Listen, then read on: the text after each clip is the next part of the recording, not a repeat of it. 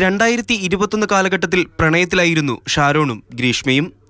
2022 March 4-ന് സൈനികനുമായി ഗ്രീഷ്മയുടെ വിവാഹ നിശ്ചയം നടന്നു. ഇതിനകം ഷാരോണിനെ ഒഴിവാക്കാൻ ശ്രമം തുടങ്ങിയിരുന്നുവെന്ന് അന്വേഷണ സംഘം കണ്ടെത്തി. ജ്യൂസ് ചലഞ്ച് എന്ന പേരിൽ ഷാരോണിന് കുടിക്കാൻ ഗ്രീഷ്മ വിവിധ ഘട്ടങ്ങളിൽ ഗുളികകൾ കലക്കി നൽകി. ഒക്ടോബർ 14-ന് ഷാരോണിനെ വീട്ടിലേക്ക് വിളിച്ചു വരുത്തി കഷായത്തിൽ വിഷം കലർത്തി നൽകി. ഗ്രീഷ്മ വിളിച്ച് അവളെ വീട്ടിൽ ചെല്ലണമെന്ന് പറഞ്ഞ് ഞാനും അവനായിട്ട് അവൻ്റെ ബൈക്കിലേക്ക് പോയിട്ടിരുന്നപ്പോൾ തന്നെ അവളെ അമ്മയും അമ്മാവനും അതിൽ പോണത് കണ്ടായിരുന്നു. ശബ്ദത്തോടെയാണ് വെളിയിൽ വന്നത്.